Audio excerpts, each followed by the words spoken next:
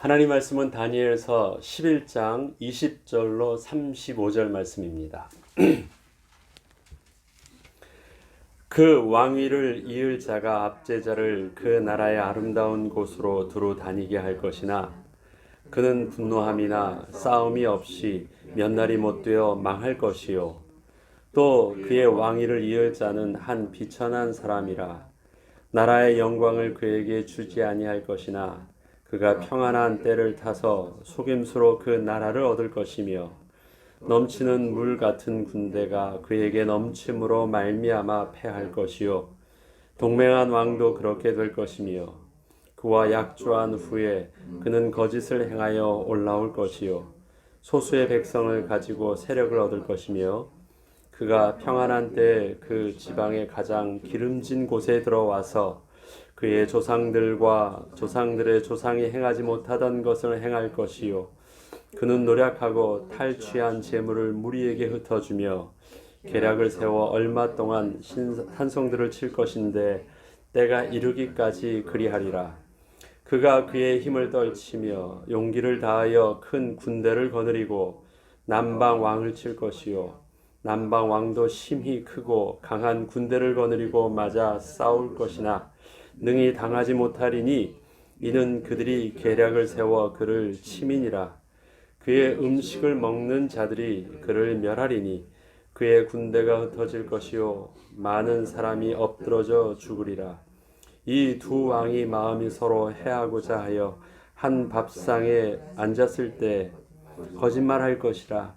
일이 형통하지 못하리니 이는 아직 때가 이르지 아니하였으므로 그 일이 이루어지지 아니할 것임이니라. 북방 왕은 많은 재물을 가지고 본국으로 돌아가리니 그는 마음으로 거룩한 언약을 거스리며 자기 마음대로 행하고 본토로 돌아갈 것이며 작정된 기한에 그가 다시 나와서 남방에 이를 것이나 이번이 그 전번만 못하리니 이는 기띔의 배들이 이르러 그를 칠 것임이라.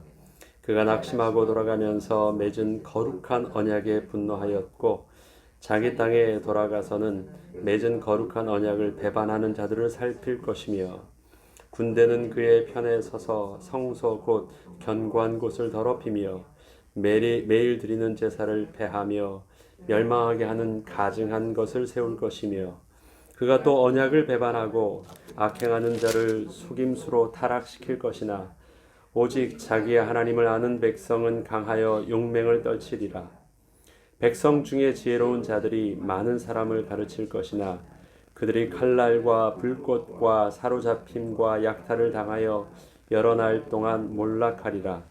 그들이 몰락할 때 도움을 조금 얻을 것이나 많은 사람들이 속임수로 그들에 결합할 것이며 또 그들 중 지혜로운 몇 사람이 몰락하여 무리 중에서 연단을 받아 정결하게 되며 희게 되어 마지막 때까지 이르게 하리니 이는 아직 정한 기한이 남았음이라. 아멘. 다니엘의 이 계시와 환상은 지금 우리에게는 역사가 된 일입니다. 다니엘은 그때 하나님의 계시를 구체적으로 받았습니다. 이러한 일들이 일어날 것이다. 근데 지금 확인해 보면 그것은 구체적인 세계사의 역사로서 그렇게 성취되어진 부분들을 봅니다. 그렇다면 저희가 지금 다니엘서를 볼 때 이거를 계시로 봐야 될까요? 아니면 역사로 봐야 될까요? 우리는 하나님께서 다니엘에게 주실 때는 계시로 주신 것입니다. 계시하고 역사하고 어떻게 차이 나겠습니까? 역사는 과거를 통해서 배워요. 그래서 미래를 준비합니다. 그 역사를 통해서 배우는 교훈이겠죠. 과거에 이래 있으니까 우리는 그것을 본을 삼아서 이 역사, 그 다음에 미래를 이렇게 해야 되겠다. 그런데 다니엘에게 하나님께서 주신 것은 그런 과거의 역사를 지식으로 주신 것이 아닙니다. 미래에 될 일들을 주셨으니까 어떻게 해요? 하나님의 말씀을 신뢰함으로 믿고 그 말씀을 신뢰함으로 순종하면서 영적인 준비를 해나가는 것입니다. 그러면 저희들도 봐야 될 중요한 눈이 있습니다. 다니엘서의 11장에 나오는 그 계시가 앞서 말씀드린 대로 분명히 역사적으로 성취되었지만 우리는 역사로 보기 전에 하나님께서 그 역사가 이루기 전에 앞서 말씀하신 하나님의 계시로서의 의미로 우리가 받아들이는 영적인 자세가 필요합니다. 그 이유는 뭐냐면 세상을 지금 다니엘에게 이 일들은 그 시대에 일어나는 역사적인 그 종말이에요. 시대가 그렇게 흥망성쇠 망해가면서 그렇게 되어졌어요.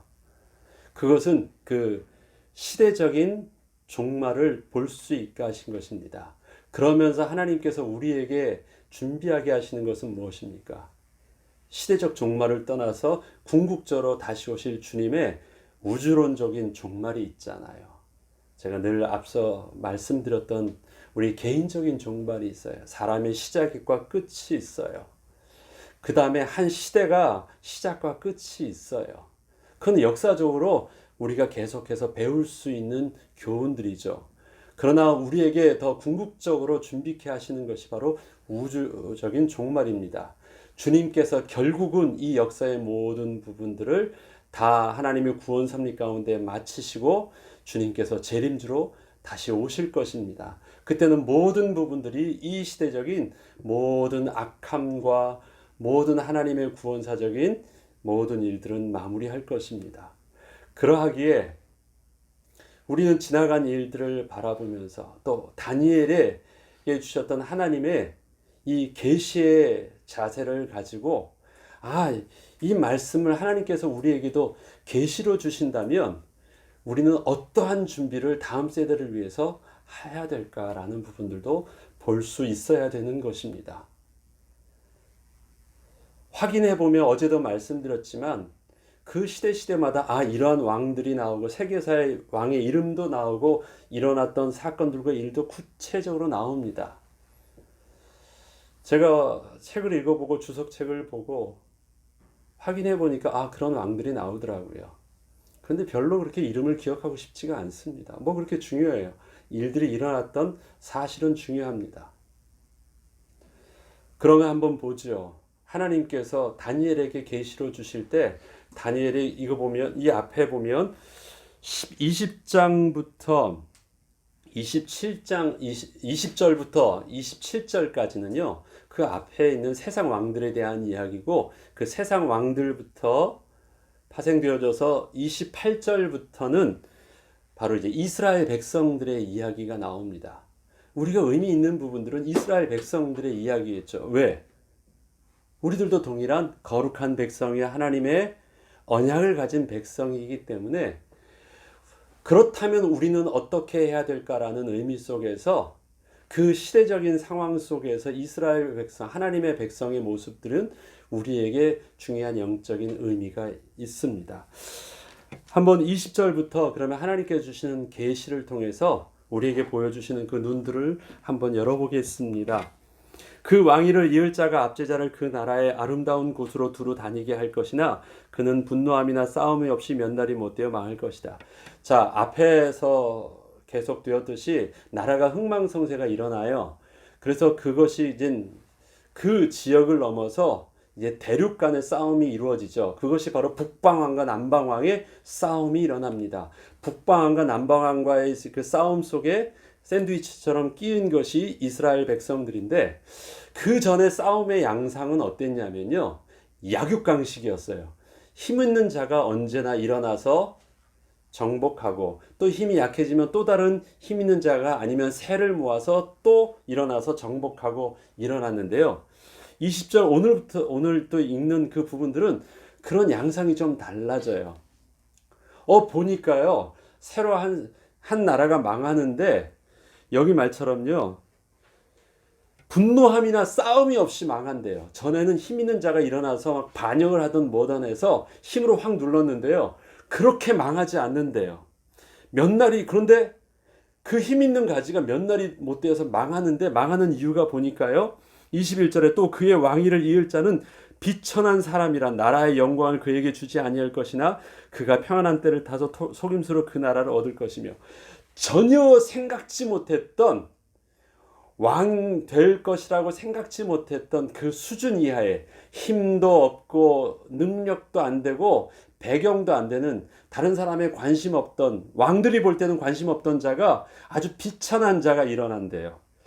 절대 그에게 왕위를 줄 생각을 하지도 못했던 자가 일어난대요. 그런데 어떻게 그가 세력을 규합하고 많은 군대를 일으키고 또 왕을 새롭게 왕으로 등극할 수 있을까요? 어떻게 하냐면 평안한 때를 타서 속임수로 그 나라를 얻을 것이래. 새로운 방법이 일어났어요. 이 말로 하는 거예요. 힘으로 하는 것이 아니라 속임수로 한대요. 아주 권모술수에 능한 새로운 세력과 새로운 방법이 세상을 뒤집는 방법이 됐어요.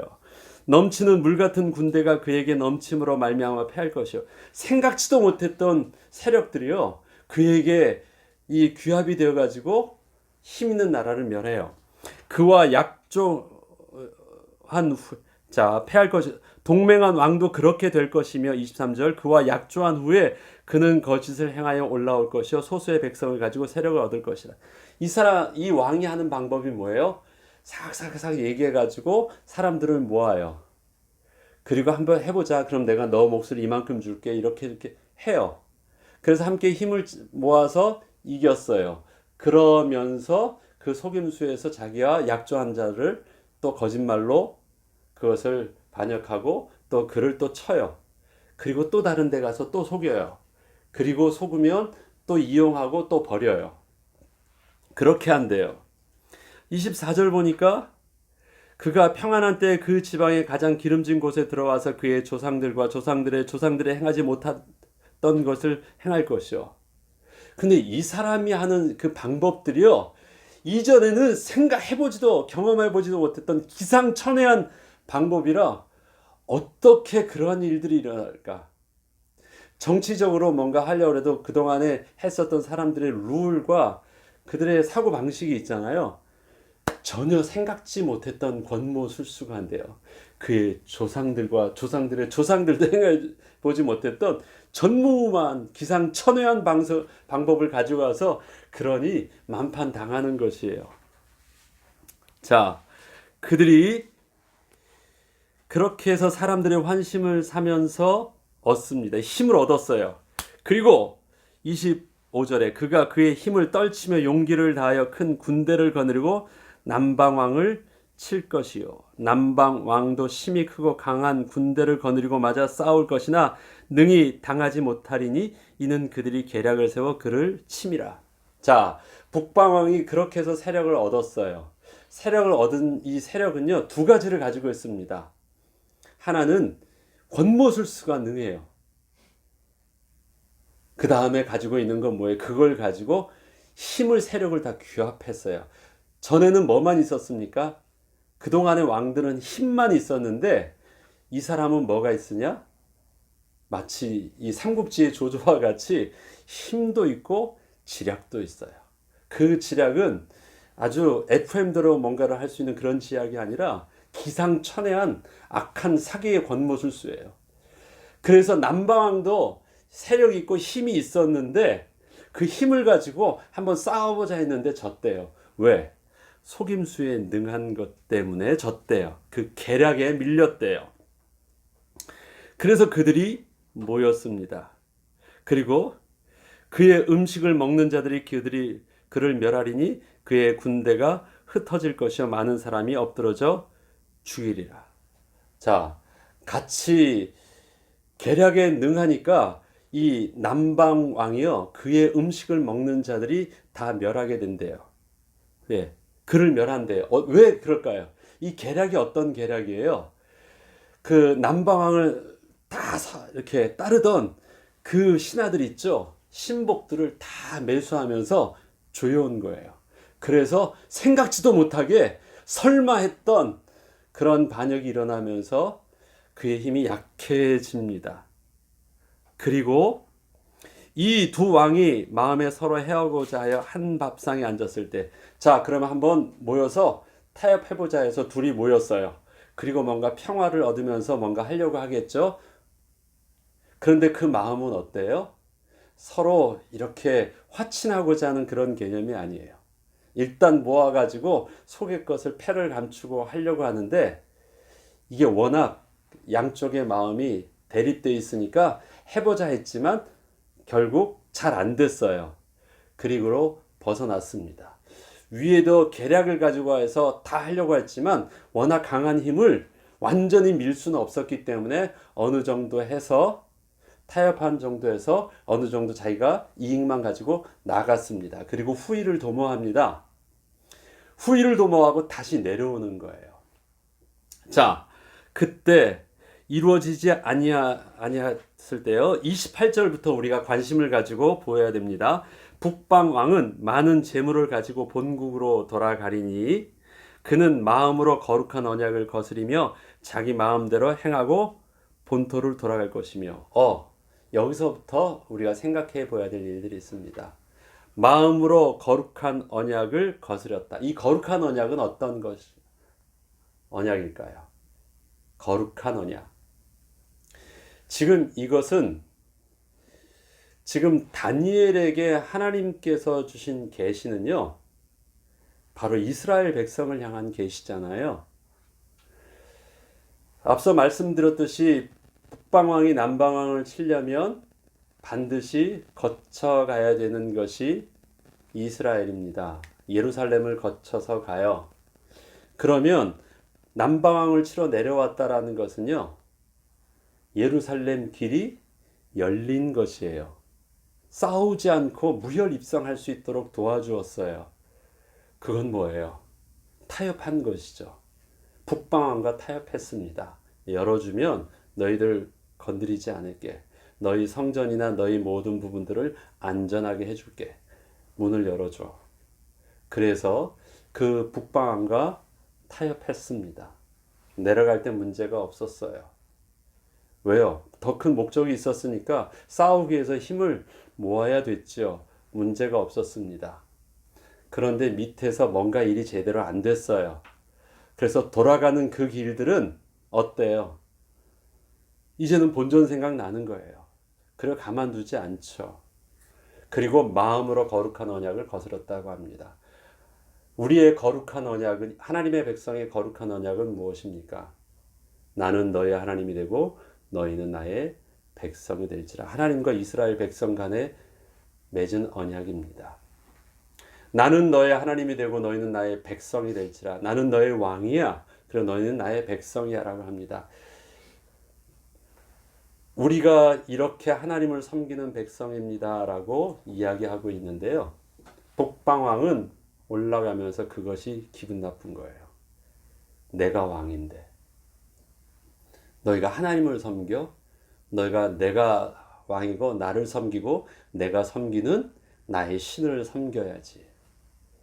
그래서 전에는 타협하면서 그 언약을, 저들의 신앙을 지켜주려고 오케이, 다 건들지 않고 잘해줄게 하면서 약속했지만 그 마음으로는 그럴 의도가 없었다라는 것이에요. 그는 어떤 자였습니까? 권모술수에 능했고 늘 앞에서도 정복할 때 그렇게 했거든요.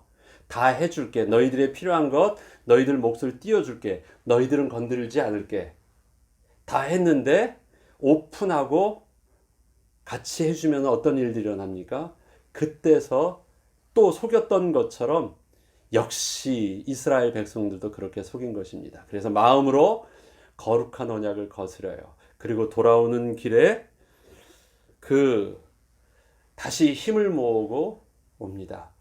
그리고 다시 내려와요. 그래서 29절 보면 작정된 기한에 그가 다시 나와서 남방에 이를 것이나 이번이 그 전번만 못하리라. 다시 한번 이제는 마을 못 치고 다시 이젠 돌아온대요. 그럼 그 전보다 더 많은 것을 준비하고 이번에 끝장내려고 내려왔겠죠. 내려오면서 다시 통과합니다. 다시 열어주어요. 그런데 그 전번처럼 그렇게 제대로 안 된대요. 새로운 변수가 생겼어요. 생각지 못했던 변수가. 이는 기띔의 배들이 이르러 그를 칠 것임이라. 그가 낙심하고 돌아가면서 맺은 거룩한 언약에 분노하였고 자기 땅에 돌아가서는 맺은 거룩한 언약을 배반하는 자들을 살필 것이다. 자, 기띔의 배들이 그를 칠 것이다. 이 기띔은 어디냐면요, 마게도냐입니다. 마게도냐의 배들이 친다. 그것이 새롭게 일어나는 로마의 세력이에요. 그래서 알렉산드리아까지 그들이 북방하게 진전했으나 거기서 막히게 됩니다. 신흥 세력, 로마의 세력이 나타나는 부분들을 나오는 거예요. 이것 때문에 내려가려고 했는데 더 이상 뭐가 못해요. 그래서 다시 돌아가게 됩니다. 화가 머리끝까지 났죠. 뭐가 잘 안 됐죠. 그러면서 거룩한 언약에 대해서 내가 이제 이스라엘 백성들이라도 내 것으로 만들어야겠다는 생각을 합니다. 그리고 돌아가서 계략을 짜요. 어떻게 계략을 짜냐면 자기 땅에 돌아가서는 맺은 거룩한 언약을 배반한 자들을 살필 것이다. 그 안에서요, 또 온전히 하나님을 섬기지 못하는 배도한 하나님의 백성들을 살피면서 그들을 매수합니다. 그 안에는 누가 있습니까? 그 북방왕을 맞이하였던 거짓 제사장, 그 다음에 레위인들과 그 다음에 그 많은 무리들을 살펴서 그들을 통해서 새롭게 이제 반역하게 합니다. 그래서 또 어떤 일을 하냐면 그 북방의 군대들을 이제는 어디까지, 예루살렘에까지 배치하고 예루살렘 성전에 이제는 하나님의 거룩한 지성소 안에도 무엇이 들어가냐면 자기의 신상을 세웁니다. 여기에 보면 군대는 그의 편에 서서 성소 곧 견고한 곳을 더럽혔다라는 것이 바로 그 견고한 곳, 이스라엘의 가장 견고한 곳, 아무도 열 수 없었던 곳이 바로 지성소거든요. 완전히 더럽히며 매일 드리는 제사를 폐하고 멸망하게 하는 가증한 것을 세울 것이며, 그래서 거기에 헬라의 신 제우스 신을 갖다가 놓는 일까지 합니다. 그냥 처음에는 문만 열어줬잖아요. 타협하면 될 줄 알았어요. 타협하면 우리의 성전과 우리의 예배를 지킬 줄 알았어요. 이 정도만 해주면, 세상 왕과 타협해주면 우리 것들도 보장해준다고 약속했는 줄 알았어요. 그래서 그가 불신자인 줄 알았지만 그냥 그에게 타협해주면 서로 윈윈할 줄 알았어요. 그렇지만 그것은 완전히 권모술수였고, 그의 마음이 다 열려진 후에 가슴을 여니까 어떻게 해요? 안으려고 하지 않고 심장을 찌르는 거예요. 그래서 완전히 성소가 더럽혀지고 그 다음에 거기에 제사까지도 완전히 잃게 되었습니다. 그리고 그곳에 또 다른 우상이 세워지게 됐습니다. 그가 또 언약을 배반하고 악행하는 자를 속임수로 타락시킬 것이나 오직 자기의 하나님을 아는 백성은 강하여 용맹칠지라. 여기서 악행하는 자를 속임수로 타락한다라는 것은 뭐냐면 그들과 짝했던 제사장들과 리더 그룹들, 그러면 될 줄 알고 그들의 그 헬라 문화를 받아들였던 그들을 완전히 타락시켜요. 그리고 완전히 그들을 멸망시키는데 오직 자기 하나님을 아는 백성은 강하여 용맹을 다지시라. 거기서 원칙을 지켰던, 신앙을 지켰던 자들만 굳건히 남는데요. 그러면 백성 중에 지혜로운 자들이 많은 사람을 가르칠 것이나 그들이 칼날과 불꽃과 사로잡힘과 약탈을 당하여 여러 날 동안 몰락하리라. 다니엘에게 주셨던 말씀이 있죠. 지혜와 총명, 하나님의 큰 은총을 받은 지혜와 총명은 어떤 것이었어요? 시대를 보는 눈이었습니다. 영적인 싸움을 보는 눈이었어요. 그러면 백성 중에서 지혜로운 사람은 뭐예요? 지금 그렇게 그 시대 속에서 저들의 북방왕의 말을 속지 않고 저들이 되어질 일들을 이미 알고 여전히 영적 싸움에서 온전히 붙잡고 있었던 거룩한 자들은 그 시대를 통해서 그 시대 많은 사람들에게 정말 신앙을 놓치지 않도록 잘 가르쳤대요. 견고하게 지켰대요. 그러나 그들이 칼날과 불꽃과 사로잡힘과 약탈을 당하여 여러 날 동안 몰락할 것이다. 어떻게 해요? 그러나 세상 군대의 그 힘이 워낙 막강하고 권세가 있어서요. 그것을 다 하지 못한대요. 몰락한대요. 그렇지만 34절 그들이 몰락할 때 도움을 조금 얻을 것이나 감당할 수 있는 은혜를 주신대요. 고통이 있습니다. 몰락합니다. 다 그들의 기득권도 어려움도 당할 것이래요. 그러나 망하지 않도록 하나님께서 보호하여 주신대요. 견딜 수 있도록 해주신대요. 예. 조금 얻을 것이나 많은 사람들이 속임수로 그들과 결합할 것이며 또 그들 속에 또 이렇게 함께하는 일들이 이루어지지요. 35절 또 그들 중 지혜로운 자 몇 사람이 몰락하여 무리 중에서 연단을 받아 정결하게 되며 희게 되어 마지막 때까지 이르게 하리니 이는 아직 정한 기한이 남아 있습니다. 환난을 당한대요. 그 환난은 인내를 얻게 한대요. 인내를 얻을 수 있도록 환난을 없애주지 아니하시고요. 어떻게 해요? 조금의 도움을 얻게 하세요. 어느 정도의 조금의 도움이에요? 우리가 인내를 할 수 있도록. 인내를 통해서 우리가 힘을 얻으니까 그 다음에 계속해서 어떤 일들이 이루어져요? 새로운 연단함이 이루어져요. 그래서 연단함을 통해서 나오니까 결국 뭐가 돼요? 진짜만 남아요. 속임수로 달라붙었던 자들도 연단이 일어나니까요. 못 견디고 다 없어지고 진짜만 나와요. 그래서 정결하게 돼요. 그리고 결국 남는 마지막 자로 희게 되는 자로만 남아요. 하나님은 그렇게 하신대요. 환난과 연단이 있을 것을 아세요. 그런데 하나님은 환난과 연단을 하나님께서 선하신 방법으로 사용하셔서 결국 하나님의 백성만 순결한 신부로 나오게 하신대요. 언제까지요? 그 기간이 찰 때까지. 하나님의 백성이 고난이 없어진다고 말하지 않습니다. 그것은 하나님의 거룩한 백성들을 온전히 만드시고 그들을 구별해 나가시는 하나님의 방법이시래요. 그런데 두려워하지 말래요. 환난이 있지만 연단 받을 수 있도록 하나님이 조금 도와주신대요. 감당할 수 있는 은혜만큼 주신대요. 그리고 하나님이 우리와 환난 속에 함께 하셔서 결국 순결한 신부로 주님 앞에 나와서 천국 혼인잔치에 우리가 설 수 있게 하여 주신대요. 자, 이것은 그 시대적인 정말 그 다니엘 시대도 일어난 사건이었기 때문에 다니엘은 그 시대를 그렇게 영적으로 준비하면서 배도하지 않고 신실하게 잡는 것이었습니다. 그것은 그 시대의 역사적인 사건이었어요. 우리는 또 다음 시대에 올 우리의 또 미래를 바라보면서 이 언약을 붙잡아야 될 것입니다. 우리의 삶 속에서도 그럴 수 있어요. 그렇지만 우리도 어떻게 할 줄 알아야 돼요? 속지 말고 타협하지 말고.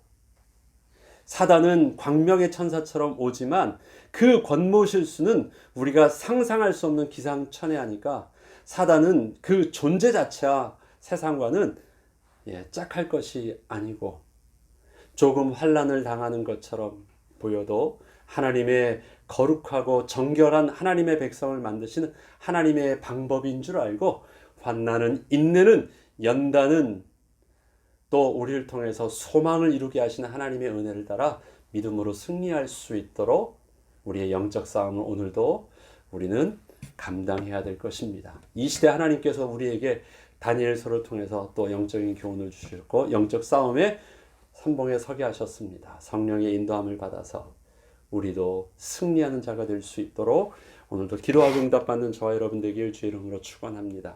주기도문으로 마치겠습니다.